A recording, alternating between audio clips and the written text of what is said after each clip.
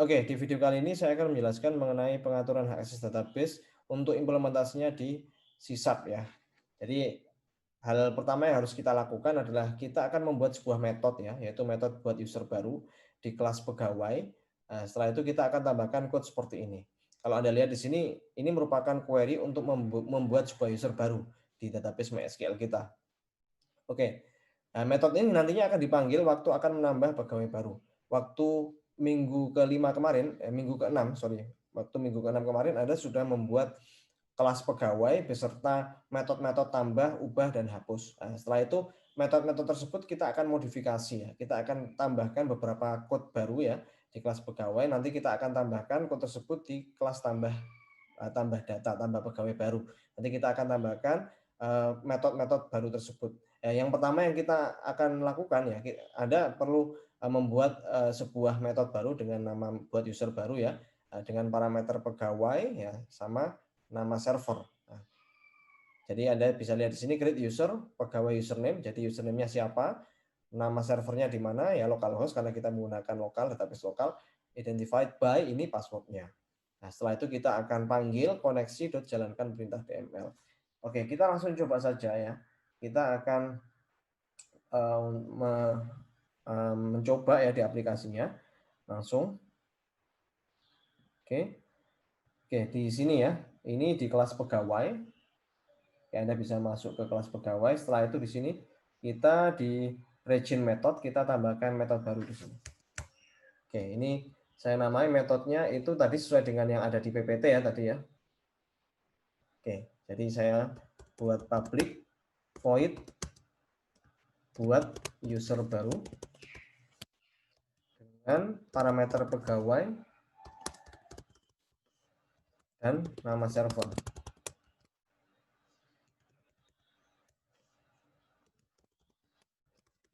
Seperti ini ya. Ini P pegawai. Oke. Nah, di dalamnya kita akan tambahkan code seperti ini ya. Kita akan buat sebuah string query, string SQL sama dengan create user.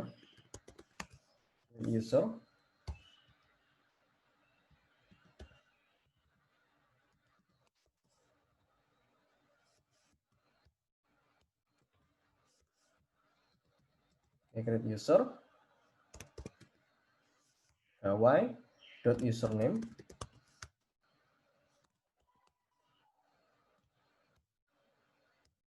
Oke. Saya tambahkan servernya ya, nama servernya. Nama server, setelah itu passwordnya.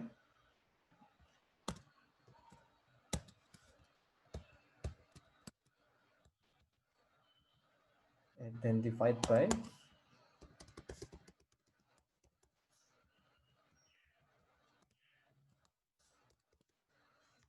pegawai.password.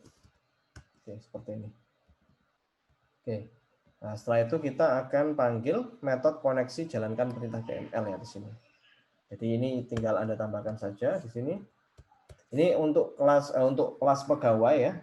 Seharusnya Anda sudah membuat kelas ini ya di tugas di week 6 terakhir kemarin. Anda sudah membuat metode tambah data, ubah data, sama hapus data di kelas pegawai. Nah, setelah itu nanti kita akan tambahkan metode baru di sini ya buat user baru. Oke, setelah itu langkah yang kita lakukan, kita akan panggil koneksi ya, koneksi jalankan perintah DML dengan parameter query SQL-nya. Oke, seperti ini. Oke ya. Oke, setelah itu kita kembali ke slide lagi.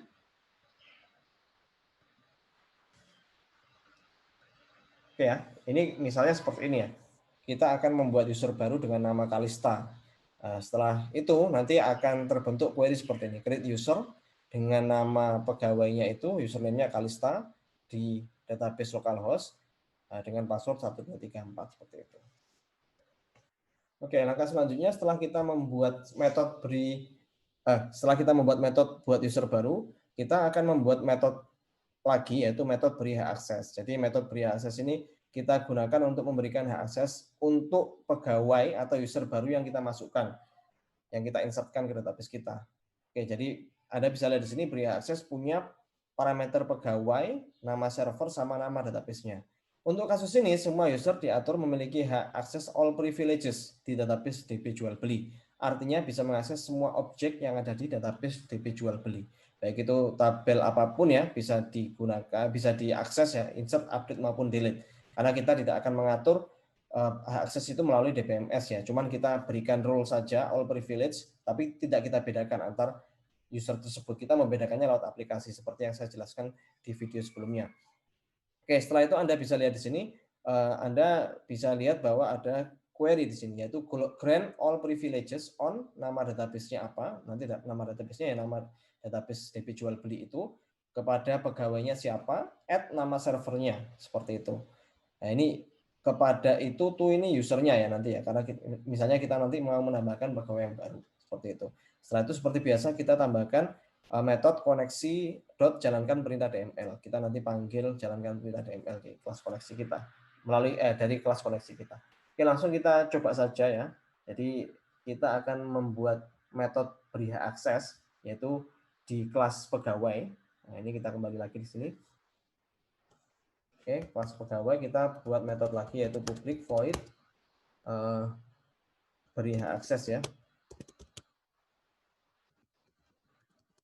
Dengan parameter pegawai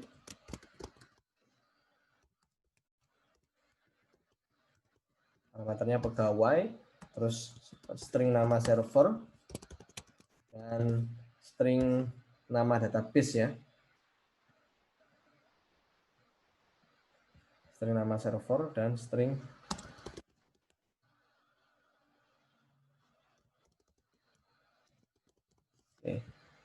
Oke, setelah itu isinya kita bisa tambahkan di sini seperti yang ada di PPT tadi ya. Kita buat sebuah query di sini string SQL sama dengan grant all privileges on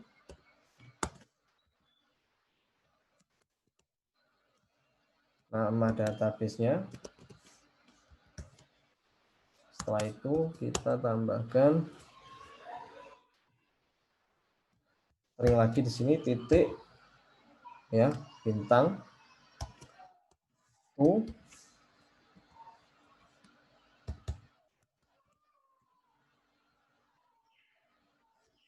sorry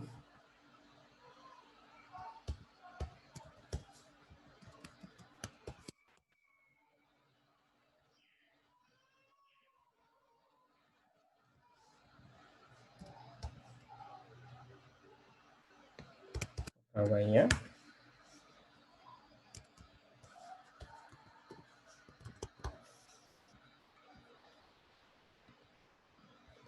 Username-nya ya, pegawai username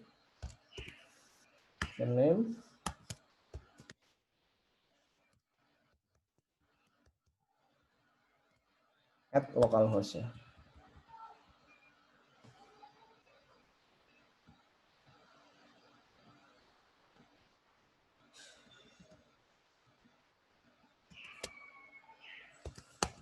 At ya nama server. Oke, seperti ini. Oke.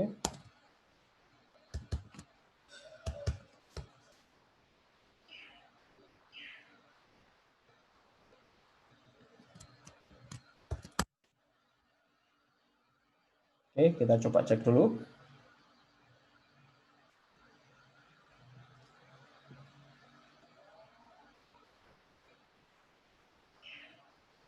Oke.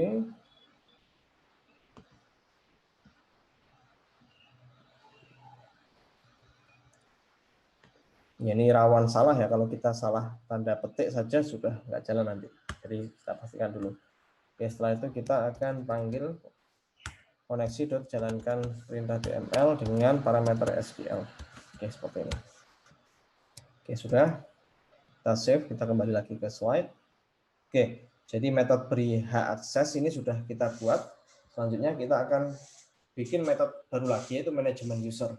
Nah, metode manajemen user ini kita gunakan untuk memanggil ya, buat user baru sama beri akses itu kita akan panggil di dalam metode management user.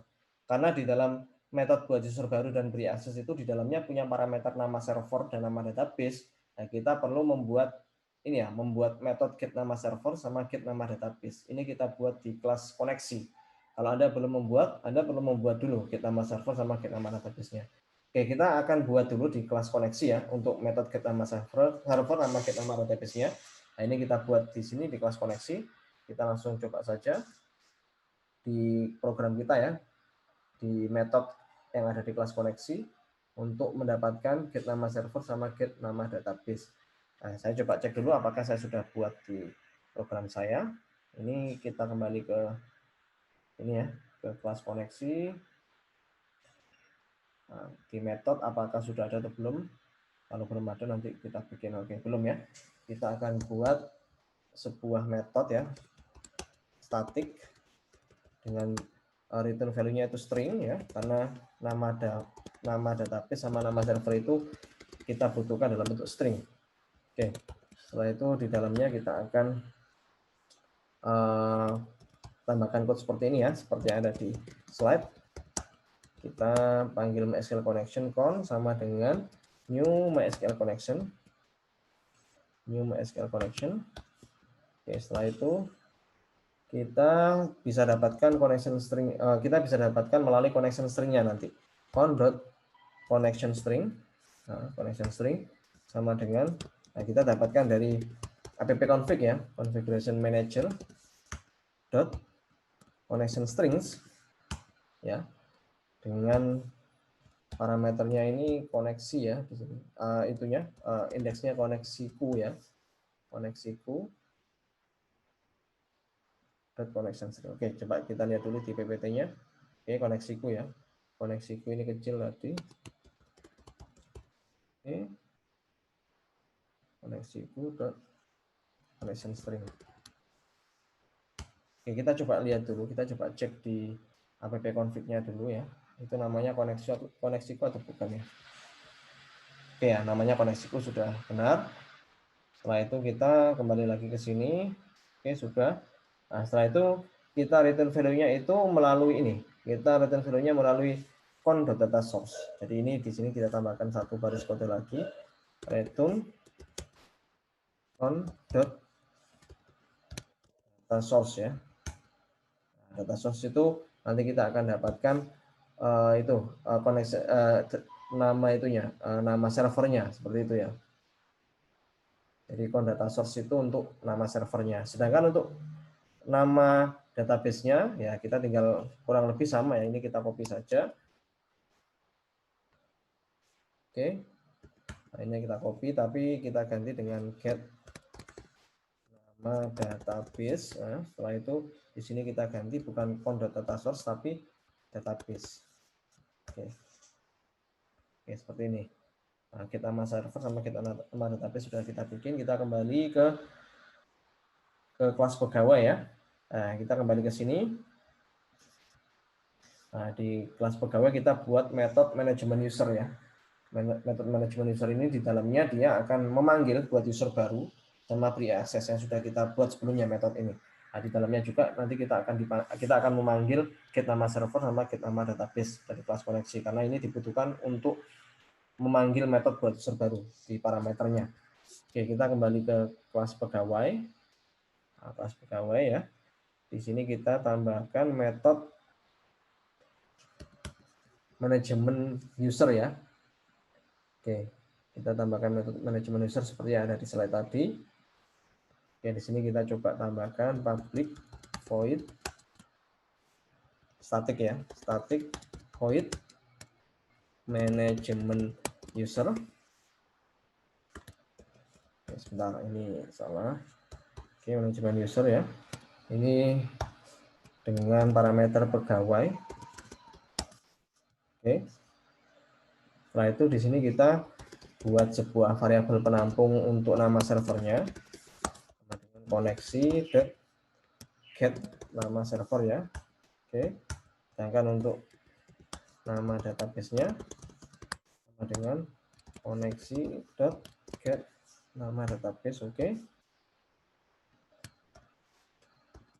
Oke.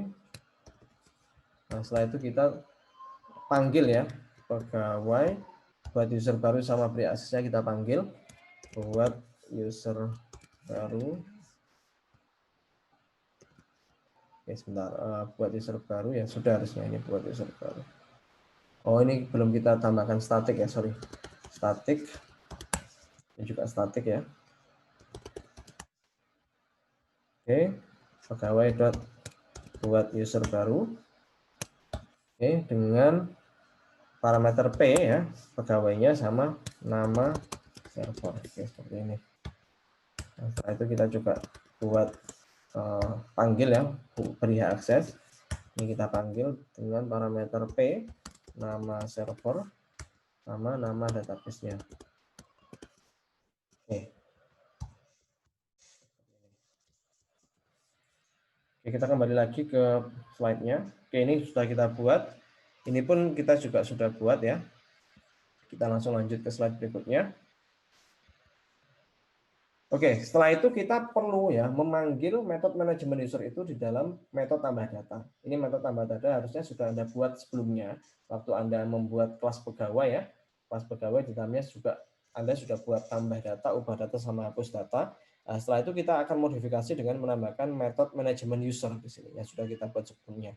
Oke, jadi di sini di program kita ya di tambah data ini kita tinggal panggil ya manajemen user di sini dengan parameter P pegawainya. Oke, seperti ini.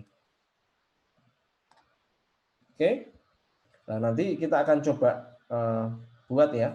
Nanti kita akan buat user baru dengan nama Kalista ya, passwordnya 1234 misalnya seperti itu. Nah, setelah itu nanti kita akan login dengan username Kalista dengan password 1234. Dan user Kalista ini harusnya waktu kita buat ya di sini di waktu kita login di phpMyAdmin, nah, kita login dengan username sama password Kalista sama 1234 ini harusnya nanti dia akan bisa mengakses database SI jual beli. Oke, seperti itu. Kita langsung coba saja. Oke, sekarang kita akan coba di aplikasi langsung. Kita akan coba aplikasi yang sudah kita buat tadi. Kita akan coba tes membuat sebuah user baru ya di database MySQL kita. Jadi kita akan membuat pegawai baru di aplikasi kita. Setelah itu nanti akan data pegawai baru tersebut akan masuk di tabel pegawai dan juga masuk ke role database yang ada di DBMS MySQL kita. Oke, kita langsung buat saja. Start. Oke, untuk pertama kali kita perlu login pakai username root dulu ya. Root passwordnya ini MySQL. Oke. Oke, setelah berhasil kita akan membuat membuat pegawai baru ya. Kita masuk ke menu master pegawai terus kita tambah. Nah, setelah itu kita akan menambahkan user baru. Misalnya di sini saya membuat user dengan nama Andi misalnya seperti ini. Alamatnya kita isi saja terserah. Setelah itu gajinya kita isi 12 juta misalnya. Username-nya kita samakan dengan nama pegawainya Andi. Passwordnya juga kita tulis Andi. Oke, setelah itu saya kasih jabatan misalnya manajer seperti ini. Oke, saya klik simpan. Data pegawai berhasil tersimpan. Oke, setelah itu kita coba cek ya. Apakah masuk di tabel pegawai dan juga masuk di role database MySQL kita ya. Oke, kita coba langsung saja. Oke, misalnya saya masuk dengan root dan MySQL dulu. Go.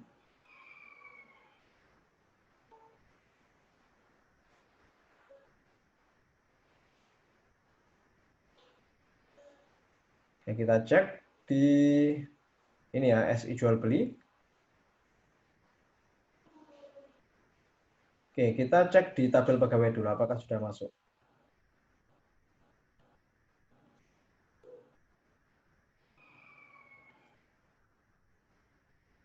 Oke, kita lihat di sini. Oke, Andi sudah masuk. Kita coba cek juga ya di privilege ya. Apakah Andi juga sudah masuk sebagai role database di sini? Oke, Andi juga sudah masuk di sini ya. Oke, kalau Anda lihat di sini grant access-nya no ya. Jadi kalau kita login sebagai Andi, kita tidak bisa membuat user yang baru. Jadi untuk master pegawai itu yang boleh memasukkan pegawai baru hanyalah user atau pegawai dengan username root ya. Karena root itu dia grant access-nya untuk yes ya. Jadi privilege-nya untuk membuat user baru di PMS MySQL itu boleh. Oke, jadi untuk Andi ini dia masih no. Tapi nggak apa-apa, kita cek aja dulu. Misalnya saya mau login sebagai Andi di sini. Saya login sebagai Andi, passwordnya juga Andi tadi. Oke, kita lihat di sini sudah bisa masuk ya ke PHP-MyAdmin-nya, di MySQL-nya. Tapi untuk Andi ini dia hanya bisa mengakses tabel jual beli, database SI jual beli saja. Sehingga dia tidak bisa mengakses database yang lain. Oke, jadi seperti itu. Oke, ini ada beberapa catatan penting. Yang pertama adalah seperti yang saya sudah jelaskan tadi, jika kita menggunakan user yang grant access-nya itu 0, maka user tersebut tidak bisa membuat user baru. Sehingga kita perlu mengakali hal ini ya dengan cara tertentu. Nah, caranya bagaimana? Oke, ini mungkin contohnya misalnya kita login dengan user, misalnya tadi saya membuat user Andi, terus saya login pakai user Andi untuk menambah pegawai baru. Pasti itu tidak bisa dilakukan oleh Andi karena Andi grant access-nya 0. Nah, sehingga apa yang harus kita lakukan? Kita perlu memilih salah satu pegawai ya yang telah dibuat sebelumnya dan ubah username menjadi root. Misalnya tadi Andi saya ubah username-nya itu root ya di tabel pegawai. Jadi kita tadi nanti masuk ke tabel pegawai, terus untuk user pegawai dengan nama Andi kita ubah username-nya menjadi menjadi root. Begitu juga passwordnya mengikuti password root di database MySQL kita. Jadi seperti itu. Nah ini contohnya misalnya salah satu pegawai ya dengan nama Kalista Felicia ini username-nya diubah menjadi root, passwordnya menyesuaikan dengan password root di MySQL. Seperti itu. Sehingga nanti kalau kita login sebagai Kalista ya kita tetap pakai username sama password root MySQL. Seperti itu. Ya mungkin kita bisa setting bahwa yang punya akses root itu adalah manajer yang bisa membuat user yang baru. Seperti itu ya. Oke ya. Dan langkah selanjutnya ya, jadi ada tugas pertama yang harus Anda lakukan. Anda perlu mengubah ya semua, Anda perlu mengisi maksud saya. Anda perlu mengisi untuk semua user atau pegawai yang ada di database Anda, database SI jual beli Anda perlu meregister satu persatu semua pegawai yang ada di tabel pegawai. Anda registerkan ke DBMS MySQL. Anda bisa lakukan secara manual ya, jadi Anda bisa gunakan atau manfaatkan query SQL ya, fitur untuk query SQL. Dari situ Anda coba create user ya dengan nama seperti ini, nama dan username seperti ini. Nama Nancy, username-nya Nancy, passwordnya ABC dan lain sebagainya. Nanti Anda register satu persatu agar nanti Nancy, Andrew, Janet dan lain sebagainya ini bisa login melalui PHP-MyAdmin juga seperti itu ya. Nah, tugas yang kedua, Anda buat sebuah metode baru, yaitu metode ubah password user. Nah, ubah password user ini pasti berpengaruh ke password yang ada di role database MySQL kita kan. Nah, mungkin yang Anda buat kemarin hanyalah mengubah data yang ada di tabel pegawai. Namun, Anda perlu menambahkan metode baru di sini ya. Anda perlu memodifikasi metode ubah data Anda dengan menambahkan metode ubah password user yang digunakan untuk mengubah password user yang ada di role database MySQL. Nah, Anda bisa juga melihat hint di sini ya. Anda bisa menggunakan query set password for nama usernya siapa, nama servernya di mana, passwordnya apa, password barunya apa. Nah, untuk mengubah password ya, nah ini Anda bisa ubah menggunakan ini ya, set password for Andrew at localhost sama dengan password Andrew 13. Ini contohnya seperti ini. Oke, itu untuk yang tugas kedua. Tugas yang ketiga, Anda juga perlu mengubah atau memodifikasi, hapus data yang ada di kelas pegawai Anda yang sudah Anda buat sebelumnya. Nah, otomatis kalau Anda menghapus sebuah pegawai ya, seorang pegawai di tabel pegawai, otomatis Anda juga perlu menghapus pegawai tersebut dari role database MySQL. Nah, Anda juga bisa menggunakan drop user. Jadi Anda buat metode baru lagi di kelas pegawai, hapus user, nanti hapus user ini akan dipanggil di metode hapus data di kelas pegawai. Seperti itu.